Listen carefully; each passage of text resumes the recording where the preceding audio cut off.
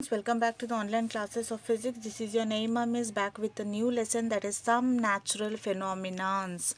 So I hope with the name only you have understood what I am talking about and what I want to talk about. See, in our previous classes we have learned about the cyclones, we have learned about the winds, we have learned about the storms, we have learned about the tides, all these things in our previous classes, right? So in today's class we are going to learn about that kind of only natural phenomena which usually occur in our day-to-day lives.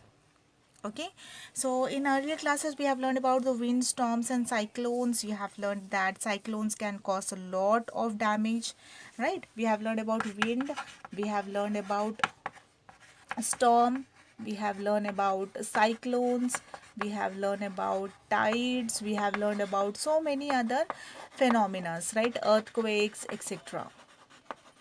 Earthquakes, all these things we have learned about, etc.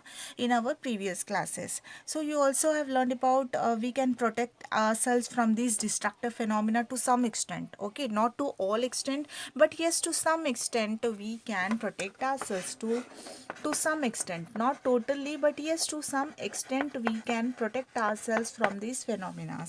So uh, in the present chapter, we shall discuss two other natural phenomena that cause destructions. Two important phenomena which can cause destructions.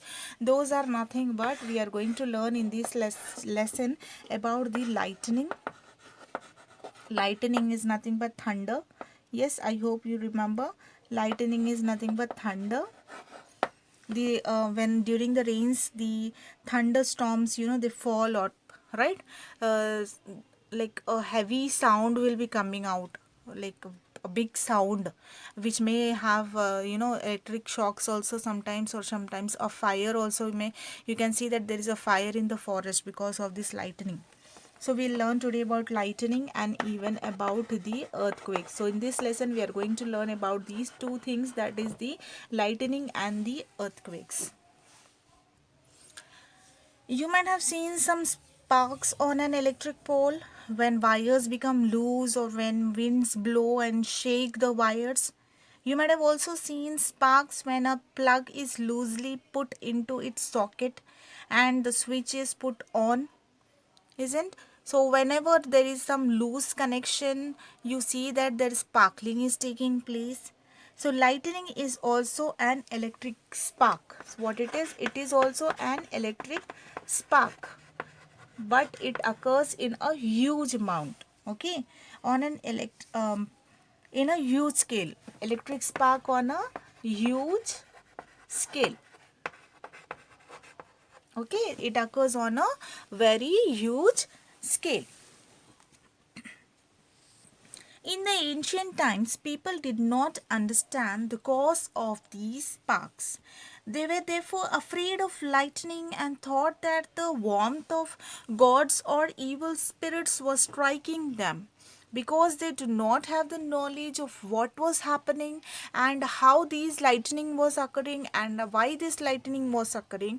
Whenever this lightning used to fall in the villages and olden ancient days, what they used to think that this lightning is due to maybe God is angry, maybe some evils are fighting, or maybe there is a fight between the god and the evil. Okay, so this might happening due to those myths. They used to think those were myths. Okay, they used to think that this may be the reason. So all these things were myth. Actual cause was, today we are going to know what is the actual cause. Now, of course, to some extent, we understand the reason for lightning. We have to take some precautions to protect ourselves from deadly sparks of the lightning. It doesn't mean that when it is lightning, you can go out, enjoy. No, it doesn't mean that. You have to take some precautions because it is very deadly attack. It is very deadly spark. The spark, electric spark, which is occurring on a huge scale, this is very deadly. So you have to protect yourself from this kind of sparks. So the sparks that Greeks knew about. So what was the that studies about the Greek? What did the Greek people, Greek scientists discovered about these lightning? Okay, what did they do? The sparks, the ancient Greeks knew as early as in 600 BC, these ancient people, they knew that when the amber is a kind of resin means the thing which we receive from the plants and all, right, was rubbed with fur, it attracted light objects such as hair. Okay, suppose, see, the if you take your scale also, or if you take your this comb also,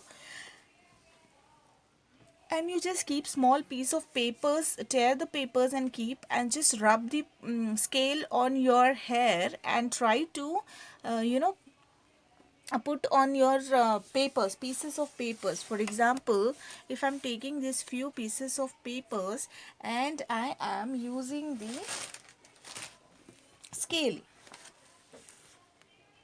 So you see, these are bits of papers, okay, and this is a scale, okay. When you are rubbing the scale on your hair and you are trying to attract, see this attract, see, can you see this attraction, how the paper is getting attracted towards this scale?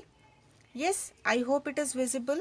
This scale, the paper is attracted towards the scale very easily. Here you can see this. See how easily they are getting attracted when you bring the paper towards the scale.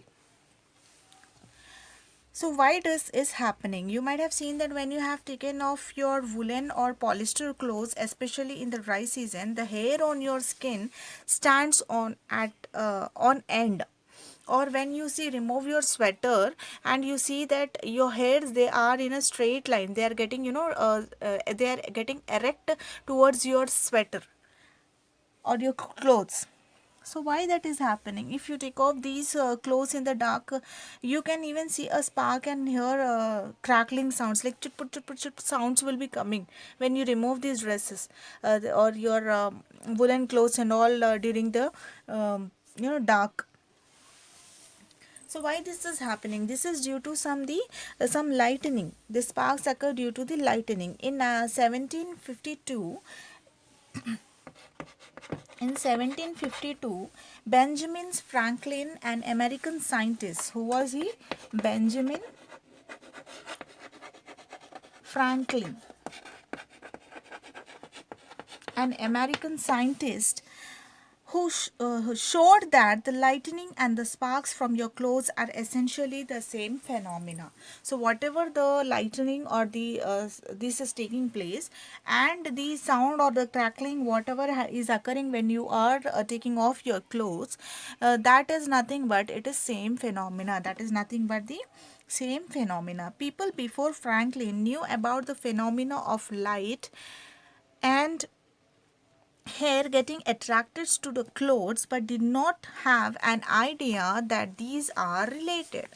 However, to realize that these two things are the same phenomena but at different scale, it took about 2000 years.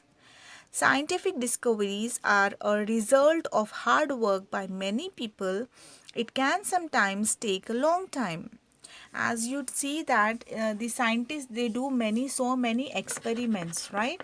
Because these experiments take a long time to complete. That's why to know the result also, it will take years. It will take few years to get the result. So that means these experiments took some 2000 years to know that these two phenomena are same and related to each other. Some phenomena of electric charges are the characteristics of this lightning and sparkles, or whatever we are feeling in our clothes. So as I have shown that there is the effect of rubbing. Yes, when you are rubbing your this scale onto your hair, okay, when you are rubbing the scale onto your hair, then what is happening? What is happening when you are rubbing the scale onto your hair? It is getting some kind of charges. Okay, it is getting some kind of charges. Those charges, when you put the paper towards, when you put the paper when you put the paper towards the near to the scale, what is happening? These charges are attracted by the positive charges. Okay, these charges are getting attracted by the positive charges, and then there is a neutralization taking place, right? There is neutralization taking place. Same thing, you can take your pen refill. You can observe this in that also. What you're going to do, you are just going to take your empty refill and you're going to rub vigorously with a rub the refill vigorously with a polythene paper. Okay, polythene, and you can just bring it towards your small pieces of paper, and you can see that same observation, that is these papers are attracted towards the refill. Same thing you can see with the comb also. Just take a comb and move it through the dry hair a few times, then take the comb near to the small pieces of paper. You can see that there is also an attraction. Similarly, you can do with the balloon also, inflated balloon. What you're going to do, you're just going to rub it against your clothes and then bring the balloon towards a piece of paper. Simply you can see that the papers are getting attracted towards the balloon. Take a drinking straw. Similarly, you can see in this straw also. What is happening here? Take a straw and rub it against a smooth wall or against your clothes, then bring it towards a piece of paper. Same thing happens, right? So, whenever you are repeating this activity by rubbing each of the above mentioned objects and use small pieces of dry leaves, husk, etc. as the testing material, then you see the same kind of attraction taking place. No, you can see that these things are not attracted by the comb, by the leaf or husk, but these things attract on rubbing, they attract the papers, bits of papers. Okay, so why this is happening? Why do you think this? What is the reason behind this? Let us try to understand.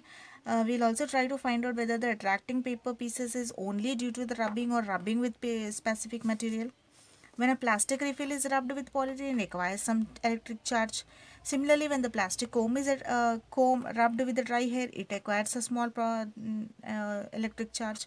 And the balloon, this also, when it is rubbed with the cloth, it also occupies some electric charge. Drinking straw, it also occupies some electric charge. So that means these objects are called as charged objects. What are these objects are now called? These objects are called as charged object. Why they are called as charged object? Because they have acquired some charge. What they have acquired? They have acquired some charge. So they are called as charged objects. Alright, in the presence of charged refill or plastic on bits of paper and the hair also gets charged. They also get charged. So they try to attract each other. So you can even try with some other things, with whatever is available with you. You can try with those also. So with this we end up this video, and in next class we'll continue the next topic. Okay, thanks for watching, and do obey your parents and listen to your parents. Try to go with the topics again and again, and try to go after completing of this video. Please, I request you all, don't waste your time, immediately go with the textbook, start reading till wherever I have explained, and then if any doubt, please contact me. And also even start with your, till wherever I have completed, start reading your workbook also, worksheet also, so that it will be very easy to understand and remember. Okay, you will get memorized very easily. So thank you for watching.